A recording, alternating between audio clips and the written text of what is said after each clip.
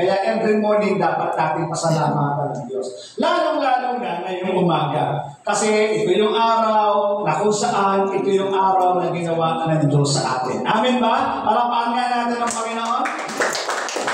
This is the day that the Lord has made.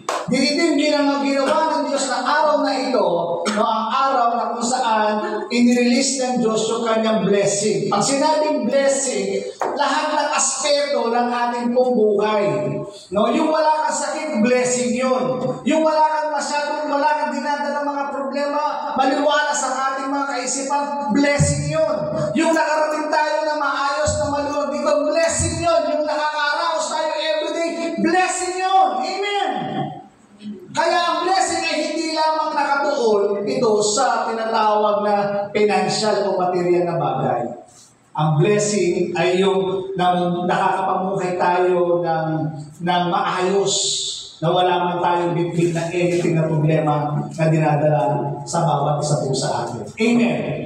So dinala ko po yung aking nagtawag nito, nag-footnotes ako at dinala ko yung aking Bible sapagkat hindi natin alam yung yung panahon na kung minsan baka biglang mag-brownout tapos yung aking laptop nagkakadiferensya. Kaya mag-notes ako para kahit paano nakikita ko yung aking pong mga sinasabi. Amen. So sa umaga nito, ito po yung ating pag-aaralan, the parable of the sower. Yan o. So, tingin po tayo dito, focus lang po tayo dito, at sama-sama natin basahin ang salita ng Diyos. Nababasa niyo ba yung nababasa niyo ba yan? Okay. So, gagawin natin salitan. Pwede ba yun? Salitan, pag sinabi salitan ako, tapos kayo naman. Okay lang ba yun sa inyo? No, gusto ko kasi magkaroon tayo ng participation sa ating pong pag-aaral. Huwag lang tayo basta nakikinig. Hindi lang tayo nanonood. Kundi gusto kong maging makibahagi tayo sa ganitong klase ng gawain. Yung tinatawag natin scripture reading. Handa na ba tayo? Amen. Handa na ba tayo? Amen. So sabi dito sa Matthew 13, verse 1 to 9 po yan pero yung 1 and 2 ang tingnan natin. Sabi dito, ako muna, noong ding araw na yon, si Jesus ay lumabas ng bahay at naupo sa tabi ng daan. Verse 2, kayo naman po. Dahil sa dami ng tao na malapit sa kanya, sumakay siya sa isang bangka at doon naman sa dalampasigan ng Sabay-sabay naman. Tuloy natin. Verse 3. Sabi dito, at sila'y tinuruan niya ng maraming bagay sa pamagitan ng mga talinhaga. Ganito ang sabi niya, may isang magsasakang lumabas upang maghasik. Okay na, verse 4. Sa kanya paghasik ay may mga hinihining na lalaglag sa tabi ng daan. Dumating ang mga ibon at tinuka ang mga iyon. Very good. Okay. Sabi dito, may mga binhing na nalaglag sa mabatong lupa. Dahil manipis ang lupa roon, sumibol agad ang mga binhi. 6. Ngunit natuloy agad ang mga ito ng mabigat sa matinding init ng araw. At pagkagaw ang mabuhat. O 7. Sabi dito, may mga binhi namang nalaglag sa matinig na halamanan. Lumago ang halamang matinig at sinakal ang mga ito. Ang mga binhi tumubo doon. Verse 8. Ngunit ang mga binhi na hasik sa matabang lupa ay namunga. Ano basa? May tiging 100, may tiga-6 na po, at may tig-3 po. Amen. Sabi sa verse 9, ito. Sabi sa verse 9, pwede ba sabay-sabay tayo? Verse 9, makinig ang may... Pandinig. Sabay-sabay ulit. Makinig ang may... Ayan. Hindi lang ako kinakausap dyan, ha? Kayo rin. Kinakausap dyan. Ulitin natin. Makinig ang may... So kung naniniwala tayo na meron tayong pandinig, kailangan tayo makinig. So kailangan pakinggan natin. Kasi kung hindi tayo makikinig, hindi natin maunawaan ang mensahe na gustong iparating ng Diyos sa atin. Kaya napakahalaga ng pakikinig. Ngayon, tingnan muna natin yung observation natin doon sa binasa natin para maunawaan natin kung anong gustong iparating ng Diyos sa mga talata na ating pong pinag-aaralan ngayong umaga. No? So sabi dito, yung parable of the sower, mayroong 4 na karakter na gusto kong pansinin ninyo. Ano din yung una? Magsasaka. Yung magsasaka ay nire-representante yan ng mga pastor o ng lingkod ng Panginoon o yung mga tagapagturo ng salita ng magsasaka. Yung binhi, no? Madalas nyo bang nakikita yung binhi? No? Yung binhi ay kumakatawan yan sa salita ng Diyos. Yun ang binhi. Ano ba? Yung ibon. Yung ibon, ito ay nire-representante nito. Ito yung mga sino daw? Sino yung ibon? Ano? Satan. Satan. Si Satan, ano? Si Satanas, no? Yung lupa ay sinisimulong alin? Alin? Puso, no? Yan ho yung ating napapaloob ng ating pong binasa ngayon pong umaga. Kaya ngayong umaga, ito yung title na ating pag-aaralan. Ano nga yan? Uri ng tao nakikinig ng salita ng Diyos. Ayan. Uri ng tao nakikinig ng salita ng Diyos. Yan ang ating pag-uusapan ngayong umaga. Kasi, bakit natin ito gustong dalhin yung mensahe ng Diyos sa ating lahat patungkol sa pakikinig? No? Kasi yung mga tao, iba't ibang klase, kung paano sila makinig. No? Minsan sabi ko nga, kapag may mga bagay-bagay tayong pinakikinggan, no? Kapag lalo na masarap sa tenga, kapag chismis ang pinag-uusapan, yung tenga natin lumalaki. Di ba? Kapag pinag-uusapan yung chismis, yung buhay ng tao, yung tenga natin lumalaki. No? Pero kapag yung mga bagay na pinag-uusapan natin, siguro yung ayuda, baka kinalagyo ko ka rin. Yung tenga natin lumalaki, pinakikinggan natin mabuti dahil yun ay makaka-beneficio sa atin. Pero kapag yung naririnig natin, no, ay wala tayong gana, hindi tayo interesado, no, hindi natin itong binibigyan ng pansin. Nandyan ba kayo? Nandyan ba tayo? No?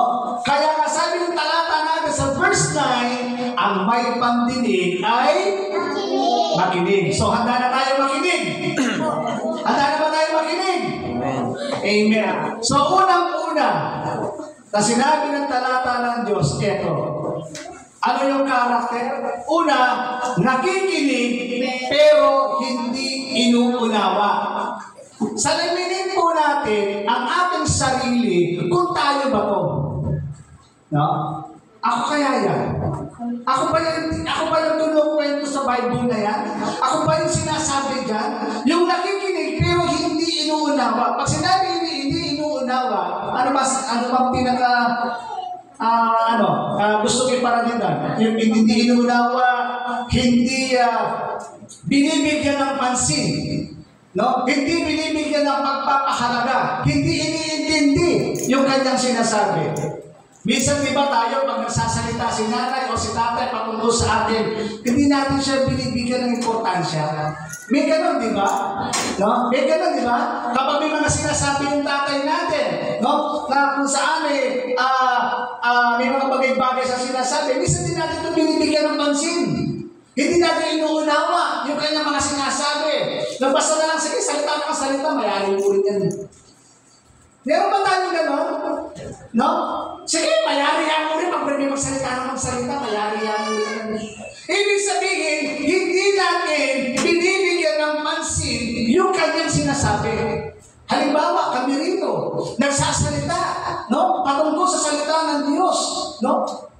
Nilalagay namin yung binhi ng salita ng Diyos sa inyong puso.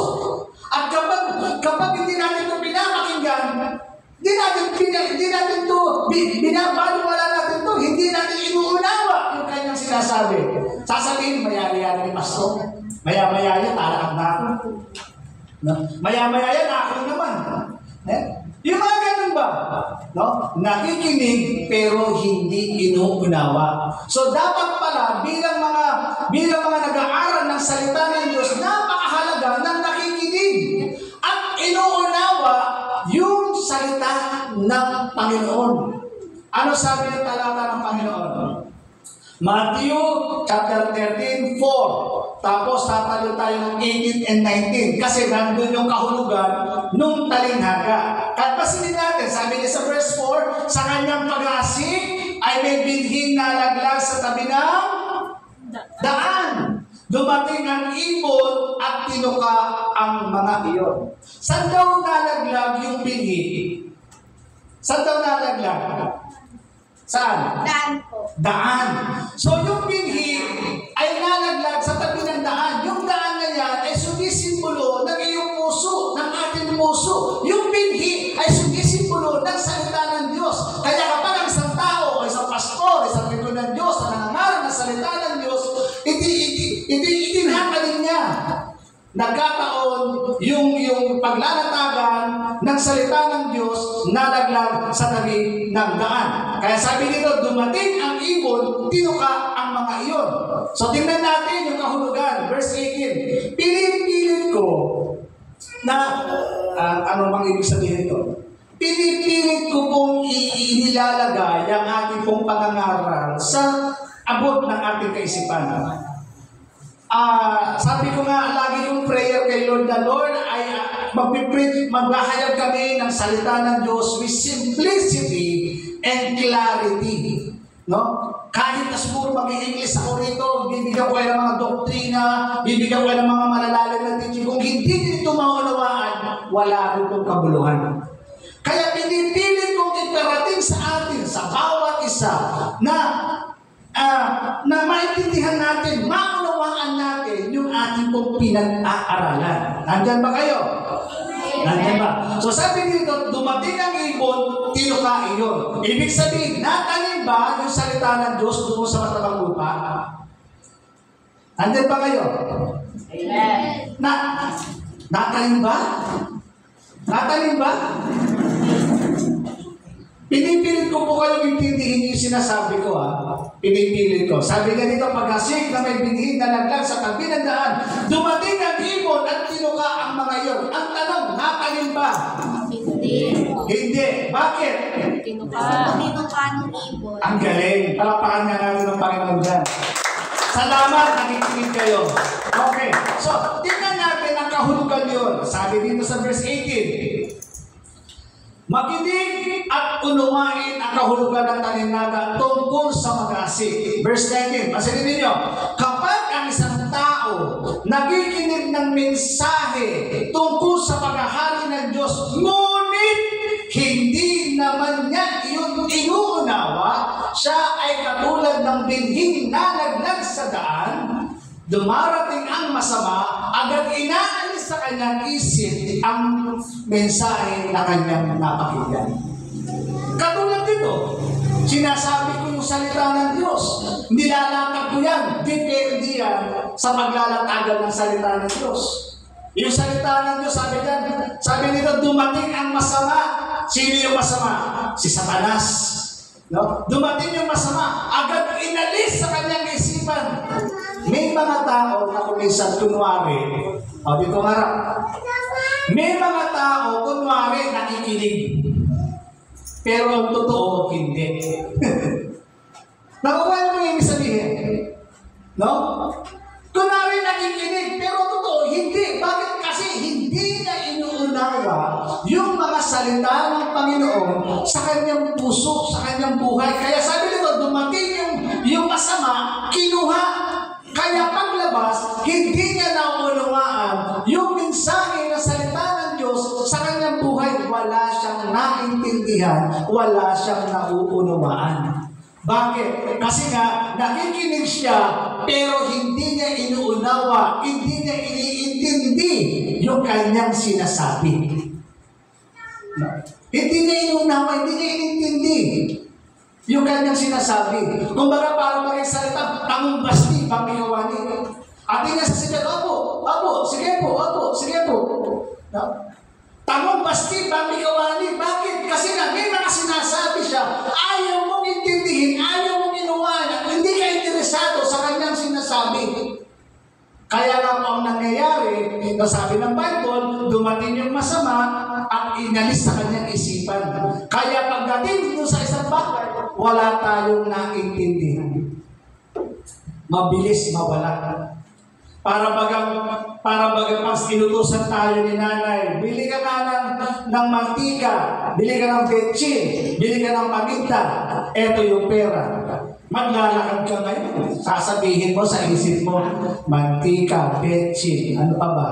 Paminta, mantika, betchin, paminta, mantika, betchin, paminta ba? Italuras ko, nanay kasi sasadya ng mga diba?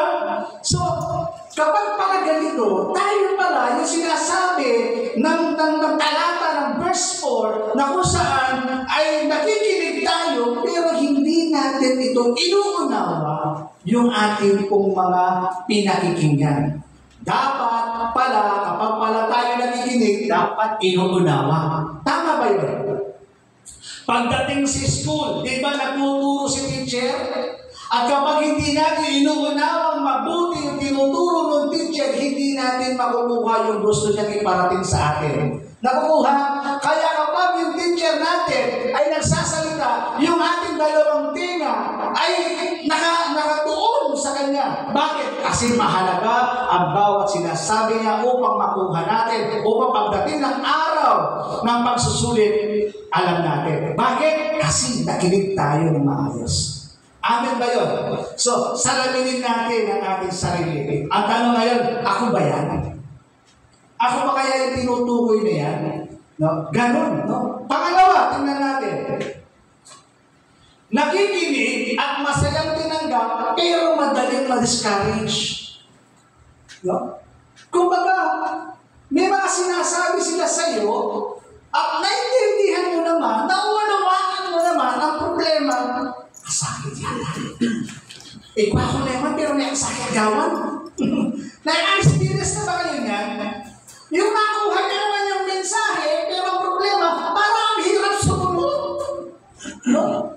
Nakikita mo yung hirap, pero hindi mo nakikita yung benepisyo. Nakuha niyo ba yung ibig sabihin? Agad natin pinapansin yung ang hirap naman. Pero hindi natin nakukuha kapag nalampasan mo iyon, no, benefice yun sa atin.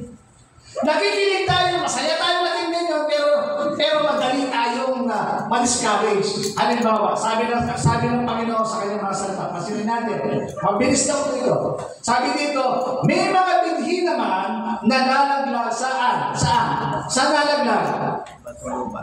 Mabatong lupa.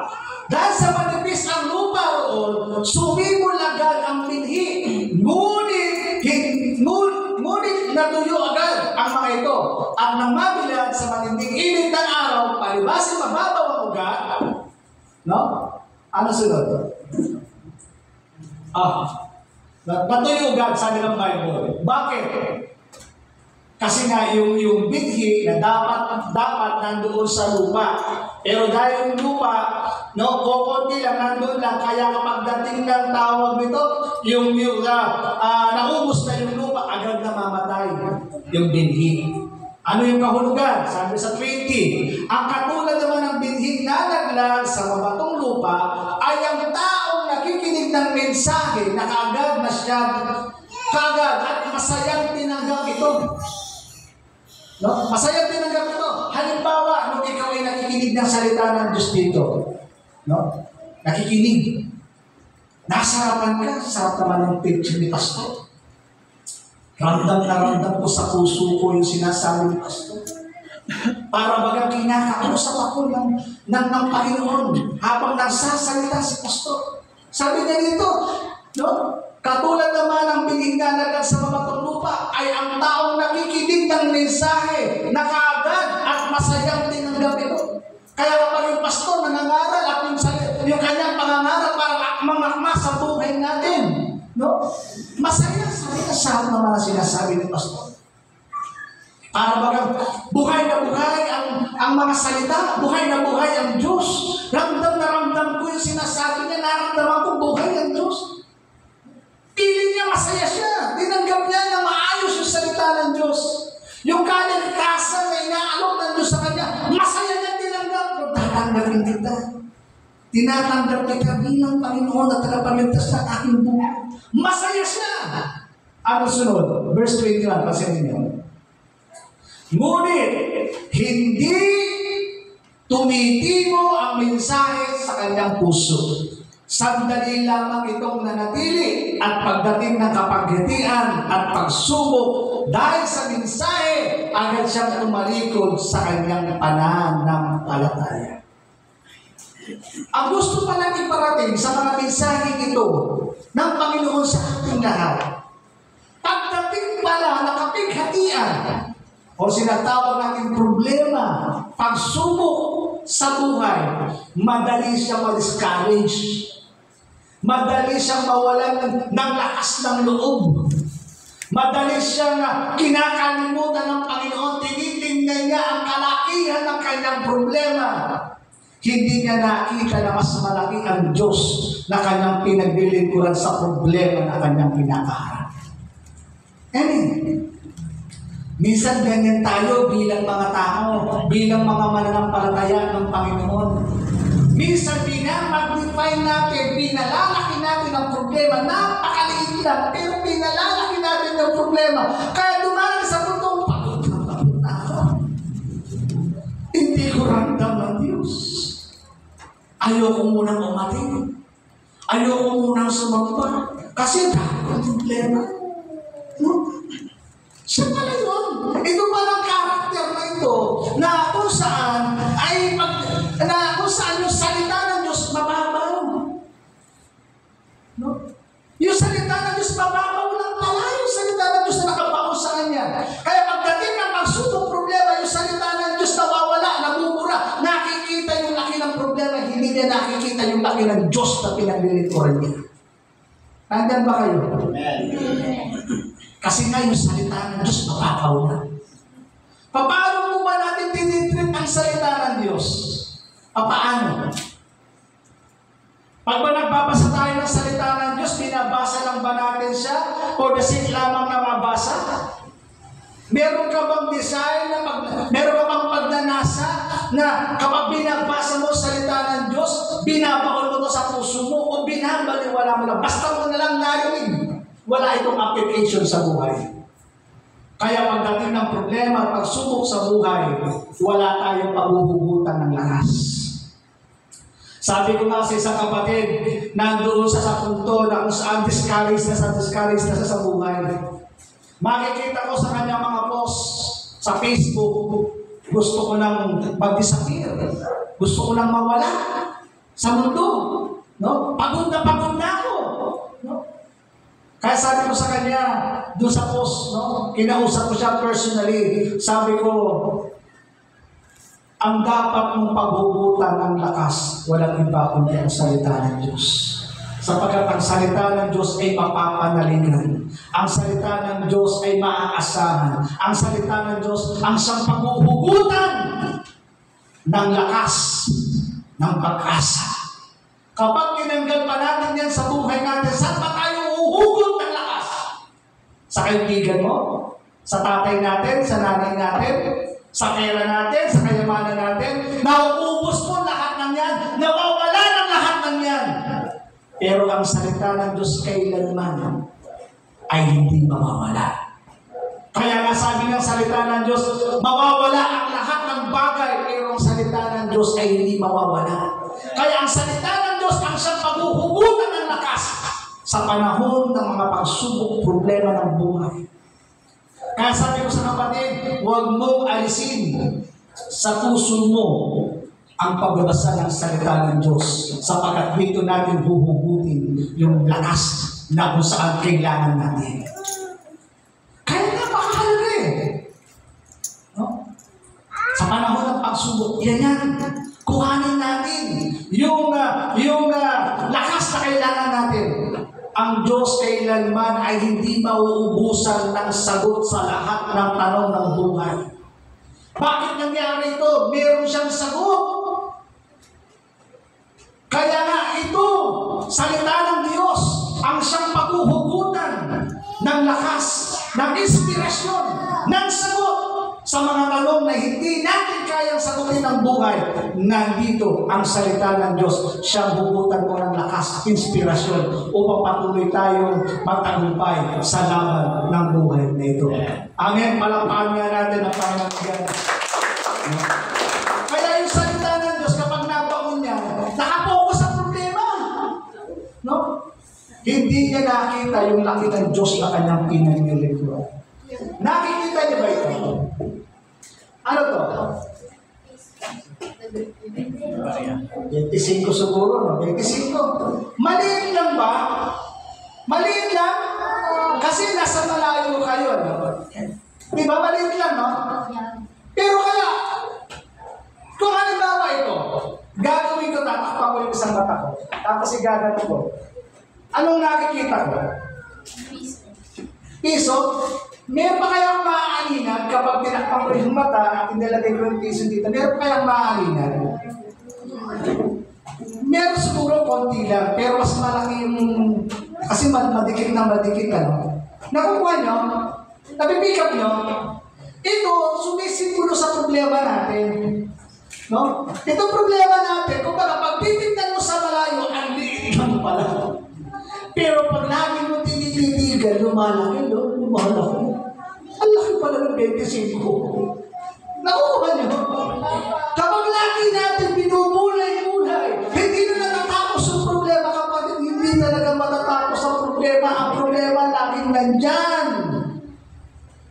Hindi na natatapos. Kaya dapat, no, para mapagtagumpayan natin ang problema, nandiyan ang salita ng Diyos na paghuhugutan natin upang tayo ay magtagumpay sa ibang hamon ng buhay. Amen ba? Okay, punta na tayo. Matatapos na ako. Nakikinig, pero hindi mahalaga ang salita ng Diyos sa kanyang puso. No? Nakikinig siya, pero hindi mahalaga sa kanya. No? Yung ang salita ng Diyos sa kanyang puso. Nakikinig na, katulad nyo, nakikinig kayo. No? Ewan ko lang kung pinakikinggan nyo ko. Ewan ko lang kung naunawaan nyo yung sinasabi ko. No? No? May nakapantin naman Kaya lang, sabi ko nga, hindi mo alam kung tumatanin na. Bakit? Pansinin natin sa verse 7 at 13. May mga binhing nalaglag sa may matinik na halaman. Saan daw nalaglag yung binhing? Matinik na halaman. Nakakita na kayo ng matinik na halaman? Nakakita na kayo nun? Katulad na halimbawa ng makahiya. Diba? Yung makahiya. No? Yung makahiya, matinik yun no? Meron pa mga matinik na halaman na parang damo. Sabi dito, may binhing nalaglag sa matinik na halaman. Lumago ang halamang matinik at sinakal ang mga ito ang binhing tumuburon. Ibig sabihin, mas mabilis lumago yung matinik na halaman kaysa sa salita ng Panginoon. Mas lumago. Ano itong mga matinik na ito? Na halaman. Kung bakit yung salita ng Diyos ay hindi tumatanim, ay hindi siya lumalago, hindi siya lumalaki, kasi nandoon yung matinik na halaman. Ito yung mga taong punong-puno ng hinanakit sa buhay. Punong-puno ng galit sa buhay. Punong-puno ng inggit sa buhay. Punong-puno ng selos sa buhay. Kaya yung salita ng Diyos, bagamat nandun yung salita ng Diyos, nangingibabaw yung galit, yung hinakit, yung inggit, yung selos na siyang sumasakal sa salita ng Panginoon. Nakukuha niyo. Itong madilim na ito na sometimes ito yung mga bagay na bumabalisa sa ating pong pagkatao. Paano kaya yung bukas ko? Bata pa ako, yung future ko. No? Paano kaya? Ito yung mga bagay na kung saan nakapokus yung kanilang buhay sa mundong ito. Ito yung mga bagay ng mga tao nakapokus sa mga material ng bagay. Ito yung mga taong laging balisa. Alam niyo yung balisa? Sino nakakaalam ng balisa? Yung balisa yung lakad ng lakad. Hindi alam kung anong gagawin. No? Ito yung mga matitinig na halaman. Nandun sa loob ng puso, hindi mga simbol-simbol yung binhi na yun dahil pinupuno natin ang ating mga puso na mga suliranin sa buhay na hindi naman dapat. Kaya nga tinuturuan tayo ng salita ng Diyos na magtiwala sa Kanya. Tinuturuan tayo ng salita ng Diyos na kung saan sa Kanya lang natin i-focus sa buhay. Hindi sa mga bagay sa mundong ito. Tingnan natin ang kahulugan. Matatapos na ako.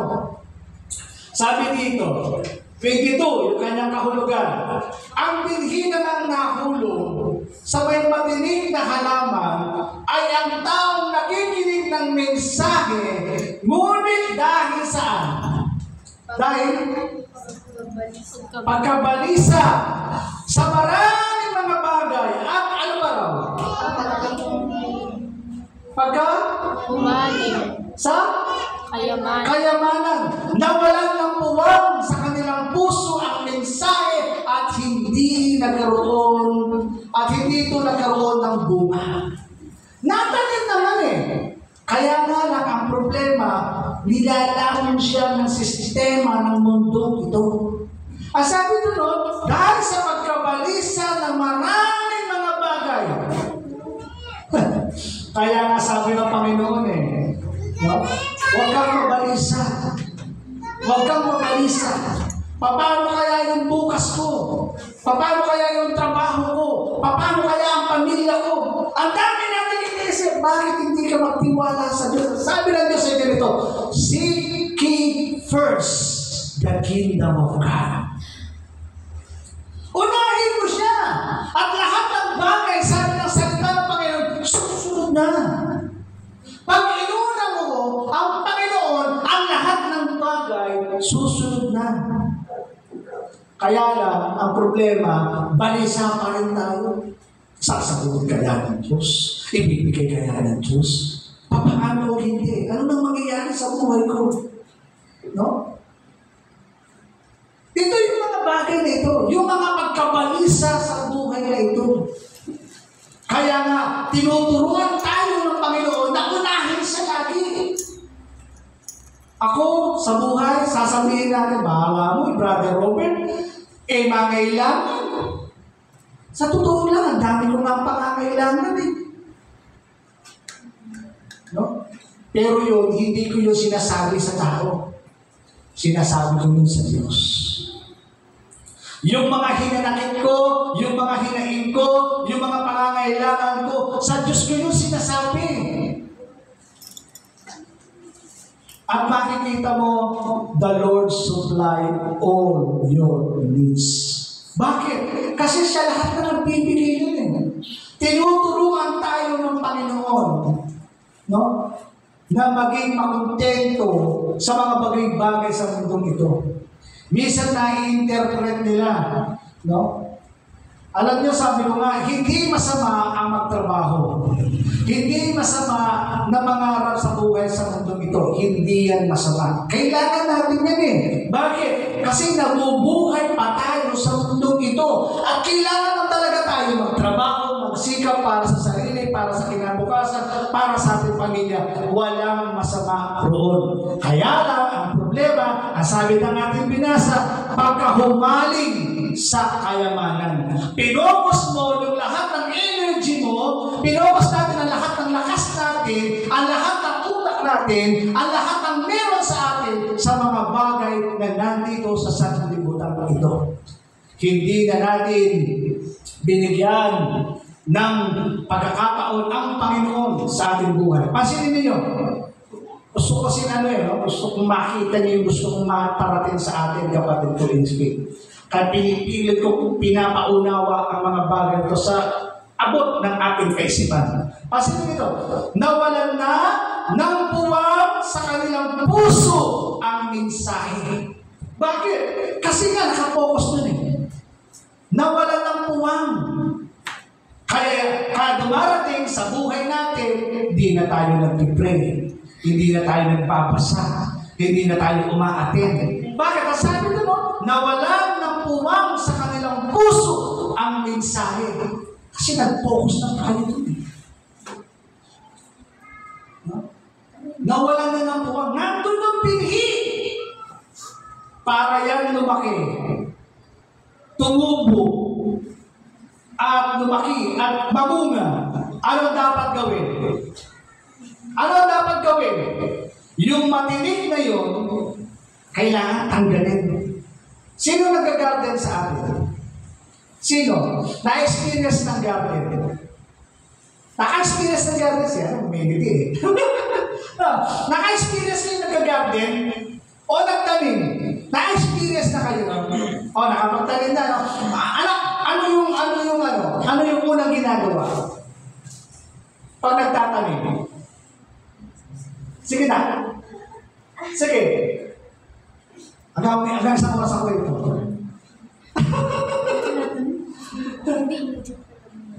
Diba, kapag tayo ay nagtatanim, bago natin itanim yung binhi, i-correct po ninyo ako nandiyan si na Archie eh. Tsaka si mga ano yan eh. Ayan, si Kita Jai, mga probinsyano kami eh. No? Kung bago tayo magtanim, hindi ba tinatanggal natin yung dapat tanggalin? Tama ba, Ate Jai? Diba? Tinatanggal natin yung damo. Tinatambal natin yung mga bato.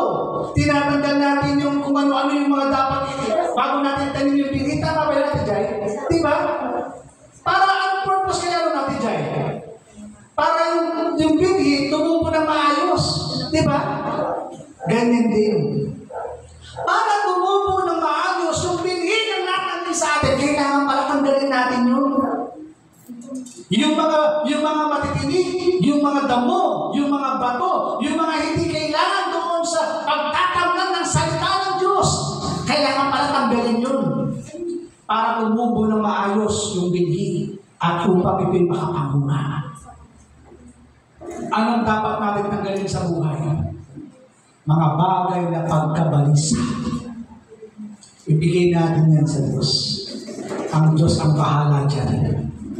Kailanman hindi tayo pagkukulangin ng Diyos. Amen ba yun? Kailanman hindi tayo pagkukulangin ng Diyos. Kakain at kakain ka. Isusupply ng Diyos ang mga bagay na pangangailangan mo. Nagugulat ka. Sa tagal ng nabubuhay natin sa mundong ito, kailan ka pa ba naputulan ng kuryente? Kailan ka pa ba hindi kumain? Hindi ba? Sa tagal na natin nabubuhay sa mundong ito, kailan ka hindi kumain? Sumala ba tayo? Hindi. Bakit? Kasi alam ng Diyos ang ating mga pangangailangan. Kaya tanggalin natin yan sa puso natin para makapamunga ng maayos yung binhi na tinatanim sa ating puso. Tanggalin ang pagkabalisa, tanggalin ang mga pagkahumaling sa mga bagay sa sanlibutan ito, tanggalin ang galit, tanggalin ang hinanakit, tanggalin ang selos, tanggalin ang mga bagay na meron sa ating puso upang makapamunga ng maayos yung binhi na natanim sa ating pong mga puso.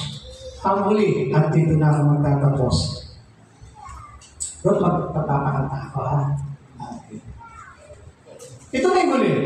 Sabi dito, nakikinig at inuunawa ng mabuti at nagbubunga ng sagana. Kapag ang isang tao pala ay nakikinig ng salita ng Panginoon at inuunawa yung bawat salita ng Panginoon, sabi niya, namumunga ng sagana. Listen carefully, these people of God. Makinig po tayo mabuti. Kapag ang salita ng Diyos, pinakinggan mo lang, no? At hindi mo ito in-apply sa buhay natin, useless. Matutulan tayo doon sa tatlong puso, doon sa tatlong tao na nakikinig ng salita ng Diyos pero hindi inuunawa, nakikinig ng salita ng Diyos pero pagdating ng problema at pagsubok, nag-discourage, nakikinig ng salita ng Diyos pero ang daming mga alalahanin sa buhay, matutulan tayo doon. Yung salita ng Diyos, bakit? Kasi nga, pinakinggan mo yung salita ng Diyos pero hindi natin ito in-apply sa buhay natin. Pag sinabing in-apply, ano pa sa Tagalog ng in-apply? Napipikap nyo? Hindi ko alam kung naintindihan nyo yung ibig ko sabihin. No? Pag sinabing in-apply, kumbaga para kailangan mo sundin kung ano yung mga bagay na sinasabi ng Panginoon. Kailangan pala yung makita sa atin para yung binhi ng salita ng Diyos ay makapamunga. Tingnan natin ang salita ng Diyos. Tapos na ako. Sabi dito sa verse 8, ngunit ang binhing nasik sa matabang lupa ay namumunga ng tig-100, tig-60 at tig-30. Ibig sabihin 160 at 30. Kapag yung binhi pala ay natanim sa matabang lupa, ito ay namumunga ng 100, 60 at 30. 160, 30. Namumunga pala siya. Nakuha. Tingnan natin. Tapos na. 33 din, kahulugan. Sabi nito, ang katulad naman ng binhing nahasik sa matabang lupa ay ang mga taong tumirinig at umuunawang mabuti sa mensahe. Kaya ito'y namumunga ng sagana ng tig-100, tig-60 at may tig-30. So kapag pala tayo ay nakikinig ng salita ng Diyos at inuunawa natin itong mabuti, sinisikap natin sumunod doon sa sinasabi ng salita ng Diyos, kapatid ko sa pananampalataya, tayo daw po ay mamumunga. Magpupuna, nagmumultiply yung ating pong pinakikinggan ng salita ng Diyos. Pag sinabing nagbubunga, ibig sabihin, may pagbabagong nangyayari sa buhay natin. Nagbubunga. No? Nagbubunga. Di ba? Kaya kapag parang tinanim natin, inalis natin ang lahat ng bagay na sa bagal at tinanim natin sa matabang lupa, hallelujah! Mag-expect tayo ng bunga. Alam niyo, kapatid ko, sa pananampalataya, ang Diyos ay nag-expect sa atin ng bunga. Ano yung bunga? Bunga ng pagbabago. Nag-expect yan. Tinatanim yung salita ng Diyos. Nag-expect siya ng bunga. Bunga ng pagbabago. Pagbabago ng isip. Pagbabago ng buhay. Pagbabago ng pananaw. Pagbabago sa ating dating kinalalagyan, dating ugali. No? Kailangan pala nakikita yun. Yun yung bunga. Anong silbi natin na tayo nga ay tinatawag na umaattend tayo sa loob ng church pero hindi naman nakikita yung bunga? Diba? Hindi nakikita. Kaya nga sasabihin ng kapitbahay natin, yan, pa-attend pa, pero hindi naman nagbabago. Yan, pa-attend pa, pero tingnan mo ang bibig. No? Ang dumi. Kung ano-ano lumalabas, umaattend yan. Yan, umaattend yan. Sa church na yan. Tingnan mo, kung mura-murahin yung nanay niya. Kung sagot-sagutin niya ang nanay. Nakikita mo yan. Yan, umaattend yan dyan. Wala nakikita ang paglago. Walang nakikita ang pagbabago. No? Kailangan pala yung binhi na yan, matalim para lumago, may pagbabago, may bunga. Kapag pala hindi nakikita yung bunga, no, mo yung binhi na tanim, ang tanim pala, hindi pala makalusot-lusot. Saan ka doon? Saan po kaya tayo doon? Yung binhi na yun na natanim sa ating puso. Saan tayo sa kapat na yun? Tayo ba yung nakikinig pero hindi inuunawa? O tayo yung nakikinig ng salita ng Diyos pero ang tingin natin sa salita ng Diyos ay mababaw lang? Tayo ba yung nakikinig ng salita ng Diyos pero ang isip natin ay nasa material na bagay? O tayo yung nakikinig ng salita ng Diyos upang pagugutan ng lakas, pagbabago ng buhay? Nais natin ng Panginoon ng pagbabago. Kaya nga, lagi tinuturo yan sa atin. Bakit? Kasi nga gusto natin magbunga. Gusto ba natin magbunga? Gusto ba natin magbunga? Amen. No? Alam ko, sa atin, nasasaktan siguro kayo sa aking sinasabi. Pero, anong silbi ng pagsamba? Anong silbi na ginagawa natin dito kung hindi na nakikita yung bunga? Yung bunga ng ginagawa mo. Para mag-aral ka ng aral. No? Kaya valedictorian ka na sa grade 1, hindi ka pa nag-graduate. Pabalik-balik ka ng grade 1. Hanggang ngayon, grade 1 ka pa rin. 13 years old ka na, grade 1 ka pa rin. Bakit? Kasi walang natututunan. Dapat makita yung bunga. Ang babalikan ng Diyos, yung bunga. Yung kukunin ng Diyos ay yung bunga. Hindi yung puno, hindi yung binhi, kundi ang kukunin ng Diyos na tinanin ng salita ng Diyos, yung bunga. Diba? Sabi ng Panginoon, alisin mo na yung puno na yan. No? Wala namang pakinaban eh.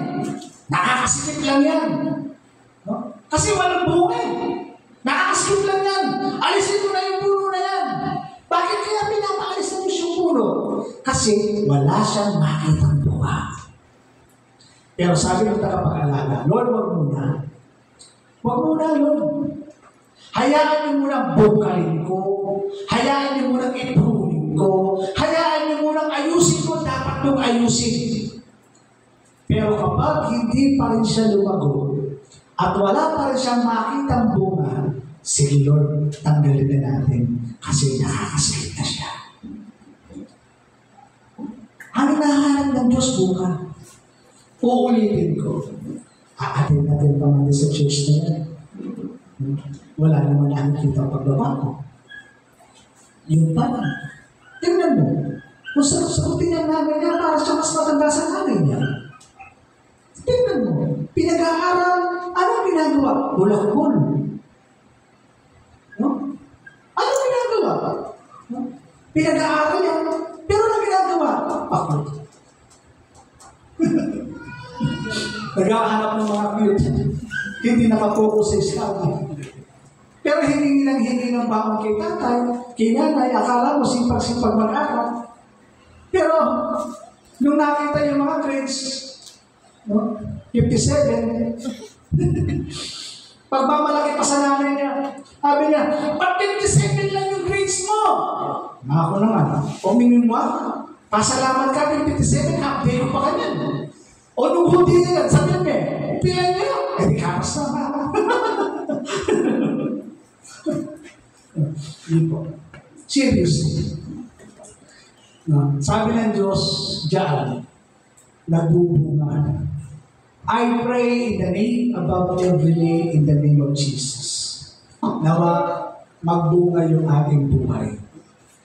Ang bunga ng pagbabago, bunga ng direksyon ng buhay, bunga ng salita ng Diyos. Dapat yan nakikita sa atin yung bunga na yan. Yung bunga ng Espiritu ng Diyos. Yung pag-ibig, kahinahunan, ano pa ba? Babasahin ko. Bilang, tapos na ako, mananangin. Lord, yung ano, yung atanging alay ko, i-prepare mo lang habang babasahin ko ito. Sabi dito sa Galatia chapter 5, Galatia, Thessalonica,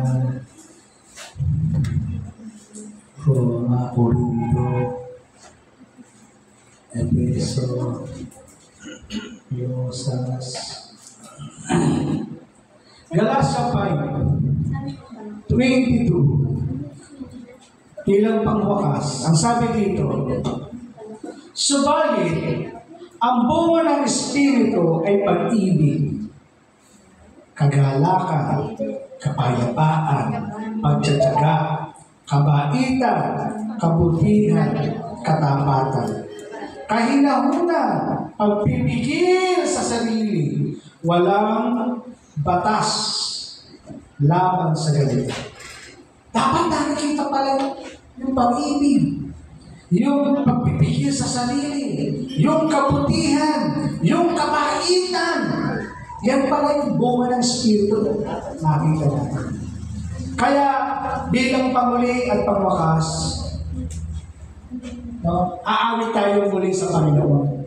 Hilingin natin, sabi nyo na, ang tanging alay ko sa'yo aking Ama, ang buong buhay ko, puso at kaluluwa, hindi na makaya, wala nang iba pa, ako hinihiling. No? Kailangan paggamit natin yung buhay natin. Sige tayo tumayo, habang inahanda nila yung ating Huwag pakipatid na yung ating